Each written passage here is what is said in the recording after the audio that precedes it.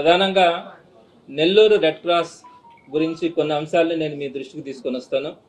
మీ అందరికీ తెలుసు, గడిచిన కొంతకాలంగా అంటే 2-3 సంవత్సరాల నుంచి ప్రధానంగా కోవిడ్ ఇష్యూలో కానీ, అలానే తర్వాత వచ్చినటువంటి ఫ్లడ్స్ విషయంలో కానీ అనేకమైనటువంటి కార్యక్రమాలు, రెడ్ క్రాస్కు ఉన్నటువంటి ప్రాజెక్ట్స్ అన్నింటిలో కూడా చేసినటువంటి సర్వీసెస్ కానీ వీటన్నిటికి కూడా రాష్ట్రంలోనే కాదు దేశంలోనే నెల్లూరు రెడ్ క్రాస్కి ఒక మంచి పేరు ప్రతిష్ట రావడం మీ అందరికి కూడా తెలుసు.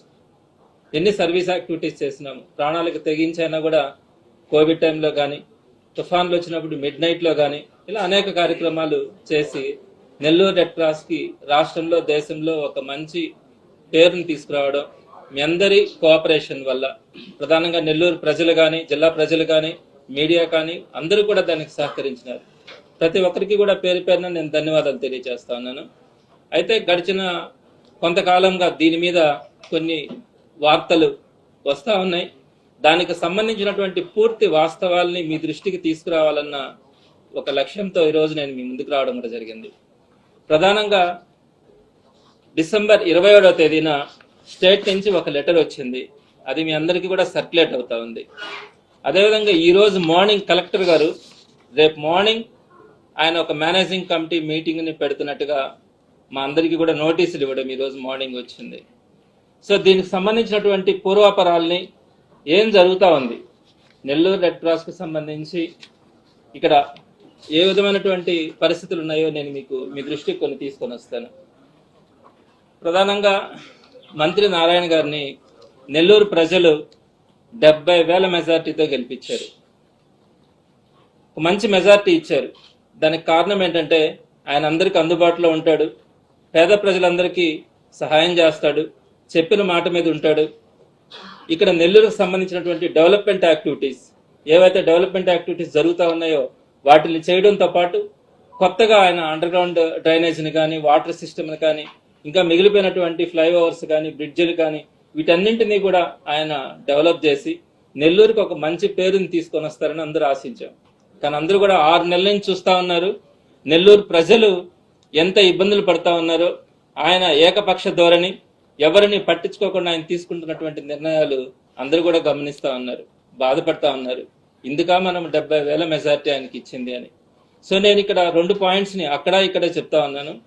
సో ఇక్కడ దీనికి సంబంధించినటువంటి వాస్తవాలు నేను మీ దృష్టికి తీసుకొని వస్తాను. నారాయణ గారికి ఇన్స్టిట్యూషన్స్ ఉన్నాయి. ఆ ఇన్స్టిట్యూషన్స్కి సంబంధించి ఆయన ఏ విధంగా వెళ్ళారో అందరికీ తెలుసు. సో ఎన్నో ఇన్స్టిట్యూషన్స్ని ఇబ్బంది పెట్టడం కానీ, చాలా మందిని ఏ విధంగా ఇబ్బంది పెట్టారో చాలా కొంతమందికి కూడా తెలుసు. అయితే ఇప్పుడు ఆయన రెడ్ క్రాస్ సంబంధించి ఆయన ఇన్వాల్వ్ కావడం అన్నది, ఏ విధంగా ఎందుకు ఇన్వాల్వ్ అయినాడు అనే విషయాల్ని నేను మీ దృష్టికి తీసుకొని వస్తాను. నారాయణ గారికి నేను పొలిటికల్గా, నేను ఒక పార్టీలో ఆయన ఒక పార్టీలో ఉన్నారు. సో నా మీద ఆయనకి కొంత కోపం కానీ, లేకపోతే నా ఎదుగుదలని ఆయన సహించలేకపోవడం న్యాచురల్గా ఉండొచ్చు. నేను దానికి సిద్ధపడే వచ్చినాను, పాలిటిక్స్ని చేస్తాను. ఒక మంచితనంతో ప్రజలందరికీ దగ్గరగా ఉండాలా, ఏదైతే మనం మాట చెప్తామో వాటన్నింటినీ కూడా ప్రతిపక్షంలోనైనా కూడా ఒక నిజాయితీగా జగన్మోహన్ రెడ్డి గారి వెంట నడవడానికి నేను సిద్ధంగా ఉన్నాను, తప్పకుండా కూడా నడుస్తాను. సో దాంట్లో ఏదైనా ఆయనకి పొలిటికల్ ఇష్యూస్ ఉంటే, నా మీద ఏదైనా బాధ ఉంటే నేను దానికి బాధపడను. కానీ రెడ్ క్రాస్ లాంటి వాటిల్లో ఆయన ఇన్వాల్వ్ కావడం. సో రెడ్ క్రాస్ గురించి మొత్తం 13 ప్రాజెక్టులు రెడ్ క్రాస్లో ఉన్నాయి. ఒకటి cancer hospital, blood bank, spastic centre, ఇలా మొత్తం 13 ప్రాజెక్ట్స్, మేజర్ ప్రాజెక్ట్స్ని మన నెల్లూరు రెడ్ క్రాస్ రన్ చేస్తూ ఉంది. అయితే ఇక్కడ నేను మీకు కొన్ని వాస్తవాల్ని మీ దృష్టికి తీసుకొని వస్తా ఉన్నాను. నారాయణ గారికి మెడికల్ కాలేజ్ హాస్పిటల్ ఉంది, మీ అందరికీ తెలుసు. దాంట్లో ఒక నెల రోజుల లోపల ఆయన క్యాన్సర్ హాస్పిటల్ని ఆయన మెడికల్ కాలేజ్ హాస్పిటల్లో ప్రారంభించడానికి సిద్ధపడతా ఉన్నాడు. దీనికి సంబంధించి క్యాన్సర్ హాస్పిటల్ అంటే 3 డిపార్ట్మెంట్స్ ఉండాలి. ఒకటి radiation oncology, medical oncology, surgical oncology. ఈ 3 డిపార్ట్మెంట్స్ ఉంటేనే ఏ క్యాన్సర్ పేషెంట్కైనా, ఏ క్యాన్సర్ ఇన్స్టిట్యూషన్కైనా కూడా క్యాన్సర్కు సంబంధించి ఆరోగ్యశ్రీ క్లెయిమ్ అవుతుంది. అయితే ఆయన క్యాన్సర్ ఇన్స్టిట్యూషన్ని ప్రారంభించేటప్పుడు రేడియేషన్ ఆంకాలజీని ప్రారంభించడం ఆయనకి సాధ్యం కాదు. ఇప్పుడల్లా 1 year పడుతుంది. బంకర్ కట్టాలా, దానికి సంబంధించి లెనాక్ మిషన్ తీసుకొని రావాలా, 1 year పాటు దానికి సమయం పట్టడానికి అవకాశం ఉంది.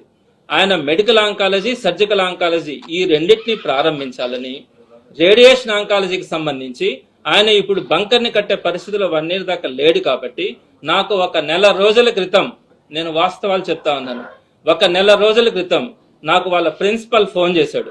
చేసి, సార్ మేము ఇట్లా క్యాన్సర్ ఇన్స్టిట్యూషన్ పెట్టాలనుకుంటున్నాము, మేము రేడియేషన్ ఆంకాలజీని స్టార్ట్ చేయడం సాధ్యం కాదు కాబట్టి ఆరోగ్యశ్రీ రావడం ఇబ్బంది అవుతుంది, మీ క్యాన్సర్ హాస్పిటల్తో మాకు MOU కావాలా అని అడిగారు. అంటే మేము రేడియేషన్ ఆంకాలజీకి సంబంధించి ఆ నారాయణ కాలేజీ వాళ్ళతో మేము ఒక MOUని ఇవ్వాలా అని నేను మా వాళ్ళతో మాట్లాడతానని చెప్పాను. మా వాళ్ళందరూ కూడా ఒకటే చెప్పారు, నారాయణ వాళ్ళ చేతిలో కనుక పోతే వాళ్ళు PR వాళ్ళని పెట్టుకుని హాస్పిటల్ని ఇబ్బంది పెట్టి హాస్పిటల్ లేకుండా చేసేదానికి కూడా అవకాశం ఉంటుంది అని. వాస్తవం నాకు తెలుసు ఆ ఇష్యూ. సో నేను రెస్పాండ్ కాలేదు వాళ్ళకి. ఆ తర్వాత వాళ్ళు ఏం చేశారంటే నేరుగా క్యాన్సర్ హాస్పిటల్లో ఉన్నటువంటి మెడికల్ సూపరింటెండెంట్కి CMO అని వాళ్ళిద్దరినీ కలిసి MOU కావాలని చెప్పి వాళ్ళని అడగడం జరిగింది. వాళ్ళు చెప్పిన ఆన్సర్ ఏంటంటే మేనేజింగ్ కమిటీ ఏదైతే డెసిషన్ తీసుకుంటుందో మేము దాన్ని ఫాలో అవుతామే కానీ మేము తీసుకోలేమని చెప్పారు. ఆ వెంటనే వాళ్ళకి అర్థమైంది ఈ పరిస్థితుల్లో వాళ్ళు క్యాన్సర్ ఇన్స్టిట్యూషన్ నుంచి MOU తీసుకోవడం సాధ్యం కాదు అని అనేది వాళ్ళకి అర్థమైంది. వెంటనే వాళ్ళ OSD, ఆయన పేరు నాకు తెలుసు కానీ నేను చెప్పడానికి ఇష్టపడట్లేదు, మా మేనేజింగ్ కమిటీ మెంబర్స్లో ఫోన్ చేసి మీ చైర్మన్ని తొలగించడానికి స్కోప్ ఉందా, నారాయణ గారు కనుక్కోమన్నారు, ఏ విధంగా మీ చైర్మన్ని తొలగించవచ్చు అని అడిగారు. ఆయన చెప్పారు ఇది ఎలక్టెడ్ బాడీ, దీని నుంచి మనం తొలగించడం సాధ్యం కాదని మా మెంబర్స్ కొంతమంది ఆయనకి చెప్పారు. అయితే మొత్తం మేనేజింగ్ కమిటీని డిజాల్వ్ చేసే అవకాశం ఉందా అని అడిగితే అది కూడా ఎలక్టెడ్ బాడీ కాబట్టి మీకు సాధ్యం కాదని ఆయనకి చెప్పారు. ఆయన తిరిగి ఆయన నారాయణ గారికి చెప్పినారని చెప్పి నాకు విషయం కూడా చెప్పారు. అంటే అలా సాధ్యం కాదంటానని. ఆ వెంటనే మా మెంబర్స్ని పిలిపించి వాళ్ళందరినీ కూడా బెదిరింపు ధోరణితో మీరు చైర్మన్, నేను చెప్పేటన్ని వాస్తవాలు మీరు ఎంక్వైరీ చేసుకోవచ్చు, నేను మీతో పాటు ఉండేవాడిని, మీతో పాటు నడిచేవాడిని, ఎప్పుడు కూడా ఏ ఒక్క విషయంలో కూడా నేను చిన్న మాట కూడా నేను తప్పు చెప్పట్లేదు. అందరినీ పిలిచి కూడా బెదిరిస్తూ వాళ్ళని మీ చైర్మన్ కనుక మీరు తీసేయకపోతే మొత్తం ఎంక్వైరీ చేయించి మొత్తం మేనేజింగ్ కమిటీనే రద్దు చేయించే పరిస్థితి తీసుకొని వస్తాం. ప్రభుత్వం మా దగ్గర ఉంది, అధికారం ఉంది, అది తెలుసుకొని మీరు ఏదో ఒకటి ఆలోచించుకోండి అని చెప్పారు. వాళ్ళు నా దగ్గరకు వచ్చారు. వాస్తవం నేను చెప్తా ఉన్నాను, వాళ్ళ నా దగ్గరకు వచ్చినప్పుడు మేనేజింగ్ కమిటీ మెంబర్స్ అందరికీ కూడా తెలుసు, నేను 3 నెలల నుంచి నేను రిజైన్ చేస్తాను, నేను నెల్లూరు సిటీ కాన్స్టిట్యున్సీ మీద నేను కాన్సన్ట్రేట్ చేయాలి, ప్రజలందరికీ అందుబాటులో ఉండాలి, ఫుల్ టైం నేను వాళ్ళతో పాటు నడవాలి, కాబట్టి నేను ఇక్కడ ఉండలేనని చెప్తే వాళ్ళు నాకు చెప్పినటువంటి సమాధానం ఏంటంటే కొద్ది రోజులు ఉండండి, ప్రాజెక్ట్స్ అన్ని రన్ అవుతా ఉన్నాయి. అంటే ఇప్పుడు కన్స్ట్రక్షన్ చేస్తా ఉన్నాం, తలసేమియా ప్రాజెక్టుని 20 బెడ్ హాస్పిటల్ని డొనేషన్స్ అయి తీసుకొచ్చి కన్స్ట్రక్ట్ చేస్తా ఉన్నాం, బ్లడ్ బ్యాంక్ని రెనోవేట్ చేస్తా ఉన్నాం, స్పాస్టిక్ సెంటర్కి సంబంధించి ప్లే గ్రౌండ్స్ కానీ అవన్నీ కన్స్ట్రక్ట్ చేస్తా ఉన్నాం. ఒక 20 days దాకా ఆ వర్క్స్ అన్ని కూడా పడతాయి. చాలా మంది దానికి సంబంధించినటువంటి డొనేషన్స్ కూడా ఇచ్చారు. సో ఇవన్నీ జరుగుతూ ఉన్నాయి, కొంతకాలం వెయిట్ చేయమని చెప్పారు. సో ఇప్పుడు ఏదైతే ఈ మా మేనేజింగ్ కమిటీ మెంబర్స్ని వాళ్ళు పిలిచి మీరు చైర్మన్ని తీసేయండి లేకపోతే మేనేజింగ్ కమిటీని రద్దు చేయాల్సి వస్తుందని చెప్పినారు. వాళ్ళు మన దగ్గరకు వచ్చినప్పుడు మేము 15 మంది అటెండ్ కావడానికి అందరం కూడా అటెండ్ అయినాం. అప్పుడు అందరూ కూడా నాతో ఒకటే చెప్పారు, సో ఈ ప్రాజెక్ట్స్ అన్ని కూడా 20 days మన కన్స్ట్రక్షన్స్ అన్ని అయిపోతా ఉన్నాయి, ఇవి కంప్లీట్ చేయండి ఫస్ట్ అని చెప్పారు. అప్పుడు నేను వాళ్ళతో చెప్పాను, సరే నాకు కూడా ఇష్టం లేదు కాబట్టి ఉండడం అన్నది కొనసాగడం అన్నది ఒక 20 రోజులు టైం తీసుకొని నేను ఈ ప్రాజెక్టులన్నీ కూడా కంప్లీట్ చేయించేసి నేను రిజైన్ చేస్తాను January ending లోపల అని చెప్పడం జరిగింది. అయితే ఈ విషయాన్ని వాళ్ళు క్యారీ చేసిన తర్వాత మళ్ళా ఆ 20 రోజుల దాకా కూడా ఓపిక పట్టలేక స్టేట్ నుంచి ఒక లెటర్ని తీసుకొని వచ్చారు. అది చాలా అసంబద్ధమైనది, నేను దాని గురించి కూడా మీకు వివరిస్తాను. స్టేట్ నుంచి ఒక లెటర్ తీసుకొచ్చిన తర్వాత నేను కలెక్టర్ గారిని కలిశాను. కలెక్టర్ గారిని కలిసి నేను చెప్పాను, సార్ ఈ విధంగా ప్రాజెక్ట్స్ రన్ అవుతా ఉన్నాయి, పాలిటిక్స్ అన్నది ఇక్కడ మేము ఎవరం కూడా ఇన్వాల్వ్ కాము, రెడ్ క్రాస్ ప్రెమిసెస్ లో ఓన్లీ సర్వీస్ గానే ఉంటుంది, బయట ఎవరమైనా కూడా ఏదైనా ఎవరి ప్రొఫెషన్ లో వాళ్ళు ఉండొచ్చు, దాంట్లో తప్పలేదు, కానీ ఒక్కసారి రెడ్ క్రాస్ ప్రెమిసెస్ లోకి వచ్చిన తర్వాత సర్వీస్ మోటోతోనే వెళ్తాము, ఈ 20 days లో మేము ఈ ప్రాజెక్ట్స్ అన్ని కూడా కంప్లీట్ చేయాల్సిందంటే ఆయన చాలా హ్యాపీగా ఫీల్ అయినాడు. సరే మంచి డెసిషన్ తీసుకుంటున్నారు, మంత్ ఎండింగ్ లోపల అట్లే ఒకసారి మాట్లాడదామని చెప్పారు. అయితే ఒక 3 days బ్యాక్ మళ్ళా వీళ్ళందరూ కూడా మళ్ళా మెంబర్స్ని పిలిపించి ఎటువంటి పరిస్థితుల్లో 2-3 రోజుల లోపల మీరు చైర్మన్ మార్చాల్సిందే అని చెప్పి పట్టుబట్టి మళ్ళా ఈ మేనేజింగ్ కమిటీని రేపు పెట్టడం కూడా జరిగింది. ఎందుకంటే వాళ్ళకి ఆ క్యాన్సర్ ఇన్స్టిట్యూషన్తో సంబంధించిన MOU ఎమర్జెన్సీ ఉంది.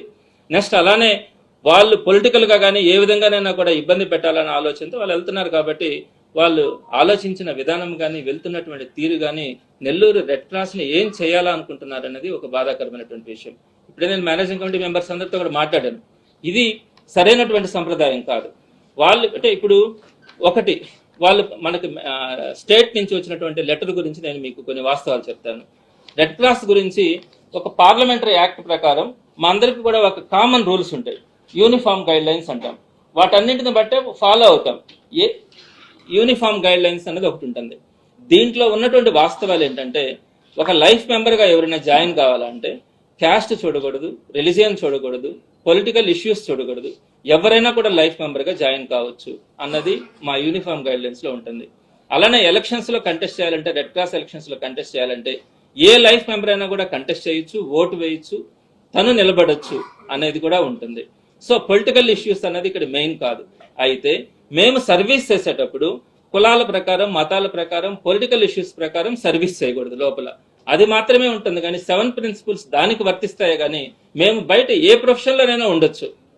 అటు అనుకుంటే పోయినసారి మేము రెడ్ క్రాస్ ఎలక్షన్స్ లో కంటెస్ట్ చేసేటప్పుడు అన్ని పార్టీల వాళ్ళు ఉన్నారు, కమ్యూనిస్టులు ఉన్నారు, బీజేపీ వాళ్ళు ఉన్నారు, టీడీపీ వాళ్ళు ఉన్నారు, వైసీపీ వాళ్ళు ఉన్నారు, అందరూ ఉన్నాం కదా. అప్పుడు వైసీపీ గవర్నమెంటే ఉంది కదా, ఆ రోజు ఎవరిని చూడలేదే. సో కాబట్టి అదేవిధంగా నేను మీకు ఇంకొక విషయం కూడా చెప్తా ఉన్నాను. ఇండియన్ రెడ్ క్రాస్ సొసైటీకి ఒక కామన్ రూల్స్ ఉంటాయి. దీన్ని అమెండ్ చేసే హక్కు ఏ స్టేట్ కి ఉండదు, ఏ జిల్లాకి ఉండదు. స్టేట్ పంపించినటువంటి లెటర్ కూడా చెల్లుబాటు కాదు. వాళ్ళు ఒక లెటర్ని పంపించి దాన్ని ఇంప్లిమెంట్ చేయాలంటే నేషనల్ హెడ్ క్వార్టర్స్ నుంచి వాళ్ళు దానికి అప్రూవల్ తీసుకోవాలి. మా నేషనల్ హెడ్ క్వార్టర్స్ చైర్మన్ ఎవరు? Health minister, union health minister. అతను ఒక బీజేపీ లీడర్. అతనికి ఒక పొలిటికల్ ఇష్యూస్ ఉంటాయి, పొలిటికల్ ఇష్యూస్ గురించి మాట్లాడతారు. ప్రతి స్టేట్లో కూడా చాలా జిల్లాలలో, ప్రధానంగా గుజరాత్లలో అయితే చాలా జిల్లాలలో బీజేపీ వాళ్ళు డిస్ట్రిక్ట్ ప్రెసిడెంట్స్ ఉన్నారు. కేరళలో అయితే చాలా జిల్లాలలో కమ్యూనిస్ట్ వాళ్ళ లీడర్స్ ప్రెసిడెంట్ చైర్మన్స్ ఉన్నారు. కాబట్టి మాకు బయట ఏం చేసుకుంటున్నాం అనేది ప్రధానం కాదు. మేము సర్వీస్ యాక్టివిటీస్కి వచ్చేటప్పటికి నిస్వార్థంగా చేయగలగాలి, ఒక మంచి మనసుతో చేయగలగాలి. ఇది మాత్రమే మా దగ్గర ఉంటుంది. దాని ప్రకారమే వెళ్తా ఉన్నాం. అంతేగాని వీళ్ళు కొత్త రూల్స్ వీళ్ళకి ఏం తెలుసు అండి? నేను ఒకటి అడుగుతాను. ఇప్పుడు ఏదైతే ఈ మంత్రి గారు కానీ వాళ్ళకి సంబంధించిన ఒక వ్యక్తి అయితే ఏదైతే హైపర్ యాక్టివ్ చూపించి ఎన్ని చేస్తున్నాడో, అసలు రెడ్ క్రాస్ గురించి వాళ్ళకి కొంచెమైనా తెలుసా? రెడ్ క్రాస్కి ఏ రోజైనా ₹1 సాయం చేస్తున్నారా? రెడ్ క్రాస్ లో ఒక్కరోజు పని చేస్తారా? మేం చేశామండి. కోవిడ్ లో వీళ్ళందరూ ఇళ్లలో పడుకొని ఉంటే మేము రోడ్డు మీదనే తిరిగాం. మీరందరూ కూడా ప్రెస్సాలు కూడా తిరిగారు. డెడ్ బాడీస్ ని మా చేతులు కూడా మేము క్రిమేషన్ చేశామండి. నడి రోడ్డు మీద తిరిగాము. కోవిడ్ హాస్పిటల్స్ లో మేము సర్వీస్ చేశాము. అక్కడికి వచ్చినటువంటి పేషెంట్స్ కానీ అటెండెన్స్ కానీ భోజనాలు మేము అక్కడ నుండి సప్లై చేశాము. రిసెప్షన్ లో ఎవరు ఉండడానికి ధైర్యం చేయకపోతే మేము రిసెప్షన్ లో ఉన్నాము. మిడ్ నైట్ వెంకటేశ్వరపురంలో ఫ్లడ్స్ వచ్చి అక్కడ నుంచి కొట్టుకుపోతా ఉన్నాయంటే 1:30 ఎప్పుడు ఆ వర్షాలలో వెళ్ళి బస్సులు పెట్టి వాళ్ళందరినీ తీసుకొని వచ్చి మా కాలేజీలో పెట్టుకున్నాం. 5 days పాటు వాళ్ళందరినీ సేవ్ చేశాం. ఎన్నిసార్లు ఫ్లడ్స్ వస్తే నైట్ టైం పోయినాము. తర్వాత వాళ్ళకి కావాల్సినటువంటి ప్రతిదీ కూడా సర్వీస్ చేస్తా ఉన్నాం. ఏ ఆపద వచ్చినా చేస్తా ఉన్నాం. కాళ్ళు లేని వాళ్ళకు సుమారుగా 500 మందికి ఆర్టిఫిషియల్ లెగ్స్ పెట్టించాము. ఎన్ని చేసాము? ఫ్రీజర్ బాక్సెస్ ఇంతకుముందు మనీ తీసుకొని చేస్తా ఉంటే ఫ్రీ ఆఫ్ కాస్ట్ చేసినాము. స్పాస్టిక్ సెంటర్లో పిల్లలందరూ కూడా అంటే మానసిక దివ్యాంగ పిల్లలు ఉంటే వారందరికీ ఉచితంగా ట్రాన్స్పోర్టేషన్ పెట్టాము. ఉచిత భోజనాలు ఏర్పాటు చేస్తున్నాము. అన్ని కూడా ఉచితంగా క్యాంప్స్ పెడతా ఉన్నాము. అలానే క్యాన్సర్ హాస్పిటల్ని సుమారుగా అత్యద్భుతంగా మనము మెడికల్ ఆంకాలజీ స్టార్ట్ చేసుకున్నాము. అలానే 13 crores తో మనము లినాక్ మిషన్ ఒకటి పెట్టి అడ్వాన్స్డ్ టెక్నాలజీతో మనము లినాక్ మిషన్ క్యాన్సర్ హాస్పిటల్ని అప్డేట్ చేసుకున్నాము. ఇలా ప్రతి ప్రాజెక్టుని కూడా ఈ గడిచిన 3 సంవత్సరాల్లో మనం అంతా కూడా సర్వీస్ ఓరియంటెడ్ గా తీసుకొచ్చుకున్నాము. ఏం తెలిస్తే మాట్లాడతారండి వీళ్ళంతా. రెడ్ క్రాస్ గురించి వీళ్ళకి ఏం తెలుసు? కనీసం 7 ఫండమెంటల్ ప్రిన్సిపల్స్ గురించి తెలుసా? రెడ్ క్రాస్ యాక్టివిటీస్ లో ఎలా ఉండాలో తెలుసా? ఎవరు ఉండాలో తెలుసా? వీళ్ళు మాట్లాడతారండి ప్రతిసారి రెడ్ క్రాస్ గురించి, దీని గురించి మాట్లాడడం వీళ్ళ స్వార్థ ప్రయోజనాల కోసం. వీళ్ళు ఇన్స్టిట్యూషన్స్ గురించి వచ్చేటప్పటికి చాలా చేశారు, చాలా మందిని ఇబ్బంది పెట్టారు, భరించారు. అధికారం ఉందనో డబ్బులు ఉన్నాయనో మీరు చేస్తే ఈ రోజు రెడ్ క్రాస్ 10 మంది పేదలకు సహాయం చేస్తా ఉంది. 10 మంది పేదలకి ఇది అక్కడ బ్లడ్ బ్యాంక్ కానీ ప్రతి ఒక్కటి కూడా అక్కడ ఉన్నటువంటి ప్రతి ప్రాజెక్టు కూడా పేదలకు అండగా నిలబడి సర్వీస్ చేస్తా ఉంది. దాన్ని ఈ రోజుకి మేము 20 రోజుల్లో మేము చేంజ్ చేసుకుంటామంటే కూడా అర్ధాంతరంగా లేదు, మీరు 1-2 రోజుల్లో మార్చాల్సిందేనని మాట్లాడి ఈ విధంగా చేంజ్ చేస్తే రేపు పొద్దున దాంట్లో సుమారుగా 200 మంది స్టాఫ్ ఉన్నారు. సుమారుగా రోజు కూడా అక్కడికి బ్లడ్ బ్యాంక్ కానీ క్యాన్సర్ హాస్పిటల్కి కానీ స్పాస్టిక్ సెంటర్కి కానీ జనరిక్ మెడికల్ కానీ వ్యాక్సినేషన్ క్లినిక్ కానీ కొన్ని 100 మంది వస్తూ ఉన్నారు. వారందరి పరిస్థితి ఏంటి ఆలోచించారా? ఏ రోజైనా మీరు తెలుసుకున్నారా? మీ ఇన్స్టిట్యూషన్కి ఒక చిన్న ఇబ్బంది వస్తే మీరు ఎంత గిలగిల్లాడతారు. మరి పేదలకు ఉపయోగపడేది ఈ రోజు అర్ధాంతరంగా దాని మీద మీరు యాక్షన్స్ తీసుకొని మీరు గందరగోళం చేయాలనుకుంటే ఇది న్యాయమా? నెల్లూరు ప్రజలు మీరు చెప్పండి. మీ అందరికీ తెలుసు కదా ఎంత సర్వీస్ చేసిందో నెల్లూరు రెడ్ క్రాస్. అంత అర్జెన్సీ ఏముంది? ఎందుకు ఈ విధంగా చేయాలనుకుంటున్నారు? అయినా నేనేం ఉండాలని నేనేం కోరుకోవట్లేదు. నేను ఏ పని చేసినా పర్ఫెక్ట్ గానే చేయాలనుకుంటాను. కాలేజ్ చూశాను, తర్వాత రెడ్ క్రాస్ చూశాను, తర్వాత టీచర్ ఎమ్మెల్సీగా చేస్తా ఉన్నాను. ఆ తర్వాత ఇప్పుడు నాకు ఒక బాధ్యతని 5 సంవత్సరాలు ప్రతిపక్షంలో ఉండాలన్నా కూడా నిజాయితీగా జగన్మోహన్ రెడ్డి గారు ఏ నిర్ణయం తీసుకున్నా జగన్మోహన్ రెడ్డి గారు అడుగులో అడుగేస్తూ ప్రతి దాన్ని కూడా వైఎస్ఆర్సీపీ నాయకులకు కానీ కార్యకర్తలకు కానీ అండగా ఉంటూ వారికి అన్నదమ్ముడులాగా నేను ఉండాలనుకుంటున్నాను. వారి కష్టాల్లో కష్టంగానే నడుస్తాను. నేనేం తప్పు చేశాను? ఎవరికైనా పొలిటికల్ ఇష్యూస్ ఉంటాయి, పొలిటికల్ ఒపీనియన్స్ ఉంటాయి, వాళ్ళ బయట చేసుకోవచ్చు. కానీ రెడ్ క్రాస్కి వచ్చేటప్పటికి ఒక ప్యూరిటీతో పనిచేస్తాం. ఈ రోజుకి కూడా మేము 15 మంది కలిసే ఉంటాం. ఇప్పుడు కూడా ఒక మీటింగ్ పెట్టుకున్నాం, డిస్కస్ చేసుకున్నాం. కాబట్టి ఇది మంచి సంప్రదాయం కాదని తెలియచేస్తా ఉన్నాను. వాస్తవాలు తెలుసుకోవాలి. మీకు అధికారం ఉందని, అధికారం చేతిలో ఉందని ఇష్ట ప్రకారం చేస్తారా? వైఎస్ఆర్సీపీ గవర్నమెంట్లో కూడా టీడీపీ చైర్మన్స్ చాలా దగ్గర ఉన్నారు, చాలా జిల్లాల్లో ఉన్నారు. నేను పేర్లు ఇప్పుడు చెప్పడానికి ఇష్టపడను. కానీ ఎవరిని కూడా ఏమీ డిస్టర్బ్ చేయలేదు, ఏం మాట్లాడలేదు. సరే, ఇక్కడ కూడా చేశారు, దానికి కూడా కాదనట్లేదు. పెట్టుకోండి, మీ ఇష్టం వచ్చినట్టు పెట్టుకోండి, ప్రజలే న్యాయం చెప్తారు. కానీ ఒక 15 రోజులు 20 రోజుల్లో రాజీనామా చేస్తామని అంటే కూడా నేను సిటీ ప్రజలకు అందుబాటులో ఉండాలని ఈ విధంగా చేయడం అన్నది ధర్మం కాదు, న్యాయం కాదు, ఇది మంచి సంప్రదాయం కాదు అని నేను నారాయణ గారికి చెప్తా ఉన్నాను. నేను నారాయణ గారికి ఒకటి చెప్తా ఉన్నాను, నేను ఈ రోజు రాజీనామా చేస్తున్నాను చైర్మన్గా. నేనైతే మీకు భయపడి మాత్రం కాదు, రెడ్ క్రాస్ని రోడ్లలో పెట్టడానికి కానీ, రెడ్ క్రాస్ గురించి ప్రతి ఒక్కరు చిలవల పొలవలుగా మాట్లాడడానికి కానీ, రెడ్ క్రాస్ని ఏలెత్తి చూపించడానికి కానీ ఏ ఒక్కరికి అవకాశం ఉండకూడదు. సో నేను స్వచ్ఛందంగా నేను చైర్మన్గా నేను రాజీనామా చేసినా కూడా ఆ ప్రాజెక్ట్స్ ఏదైతే ఉన్నాయో తలసేమియా చిన్నారులకు సంబంధించి మీ అందరికీ తెలుసండి, ఎన్ని బోన్ మ్యారో ట్రాన్స్ప్లాంటేషన్స్ చేసి ఎంతమందికి మనం పునర్జన్మను కలిగించాం. ఈరోజు వాళ్ళందరి కోసం 20 బెడ్డెడ్ క్లినిక్ కడతా ఉన్నాం, ఒక బ్యూటిఫుల్గా కడతా ఉన్నాం. బ్లడ్ బ్యాంక్ని అద్భుతంగా రెనోవేట్ చేయబోతా ఉన్నాం. స్పాస్టిక్ సెంటర్కి ఒక మంచి ప్లే గ్రౌండ్ అని రెనోవేట్ చేస్తా ఉన్నాం. 20 డేస్లో వాటన్నిటిని పూర్తి చేయాలి. నాకు సంబంధించి నేను ఫుల్ టైమ్గా దానికి సంబంధించి అవన్నీ కంప్లీట్ కావడానికి, దానికి ఏదైనా ఆర్థిక సాయం కానీ ప్రతి ఒక్కటి కూడా నేను దగ్గర నేను కంప్లీట్ చేస్తాను. అదేవిధంగా నారాయణ గారికి కూడా చెప్తా ఉన్నాను, మీ తరం కాదు రెడ్ క్రాస్లో అంటే స్వచ్ఛంద ఆర్గనైజేషన్స్ని మీరు ఇబ్బంది పెట్టడానికి కానీ, దాన్ని నేను ఒకవేళ చైర్మన్గా లేకపోయినా కూడా ప్రజలు ఎవరు ఊరుకోరు, అలానే రెడ్ క్రాస్ మెంబర్స్ ఎవరు కూడా సహించరని తెలియజేస్తా ఉన్నాను. తప్పకుండా మేనేజింగ్ కమిటీతో పాటు నేను నడుస్తాను.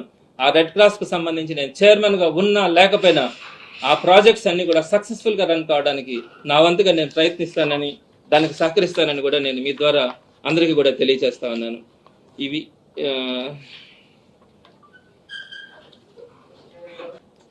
నా రాజీనామా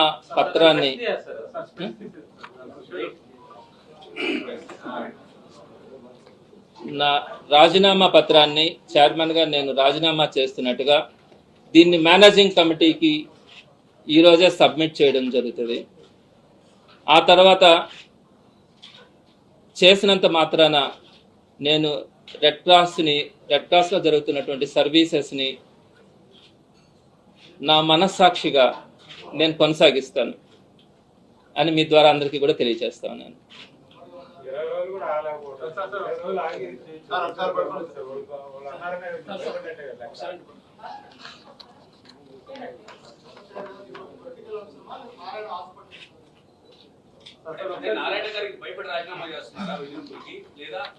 ఇక్కడ నేను అదే నేను ఇక్కడ 2 పాయింట్స్ చెప్తున్నాను. ఆయన పొలిటికల్గా నా మీద ఏం తీసుకున్నా ఏం చేసినా నేను భరించడానికి, కార్యకర్తలకి నాయకులకి అండగా ఉండడానికి సిద్ధంగా ఉన్నాను. అయితే రెడ్ క్రాస్ ఒక స్వచ్ఛంద సంస్థ కాబట్టి తెలుసో తెలియకో దాని గురించి న్యూస్ రన్ కావడం కానీ ఇవన్నీ కూడా కొంచెం ఇబ్బందికరంగా ఉండడం, తర్వాత నేను సిటీ కాన్స్టిట్యున్సీలో ఫుల్ టైమ్గా నాకు అందరికీ కూడా అందుబాటులో ఉండాలా అన్న ఆలోచనతో ఈ రాజీనామా చేయాలని నిర్ణయం తీసేసుకొని నేను. అయితే జనవరి ఎండింగ్లో తీసుకోవాలనుకున్నాను. ఈ పరిస్థితులు జరుగుతూ ఉన్నాయి కాబట్టి మీరు కూడా అపార్థం చేసుకొని ప్రజలను కానీ అందరినీ కూడా ఒక కన్ఫ్యూజ్ అయ్యే పరిస్థితిలోకి వస్తుంది. నా వల్ల రెడ్ క్రాస్కి అలాంటిది రాకూడదు, మనం సర్వీస్ చేయాలనుకుంటే ఏ రూపంగానైనా చేయొచ్చు అన్న ఉద్దేశంతో మాత్రమే ఈ రిజిగ్నేషన్ నేను చేస్తా ఉన్నాను.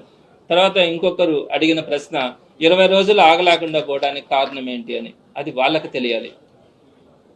20 డేస్ చెప్పింది, అది చెప్పి కూడా 4 డేస్ అయింది. ఈ 20 డేస్లో ప్రాజెక్ట్స్ అన్ని కంప్లీట్ అవుతాయని కూడా చెప్పడం జరిగింది. సో కాబట్టి వాళ్ళు దానికి ఆన్సర్ చేయాల్సి వస్తుంది.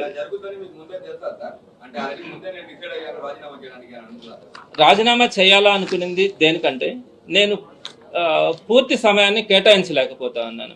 నాకు కొంచెం ఆరోగ్య పరిస్థితులు అన్ని దగ్గరికి తిరగాలంటే కొంచెం ఇబ్బందిగా ఉంది. అందుకని ఒక రైట్ పర్సన్ని చూస్ చేసుకుంటే నేను తప్పుకుంటానని చెప్పి గత 2 నెలల నుంచి నేను వాళ్ళతో చెప్తా ఉన్నాను.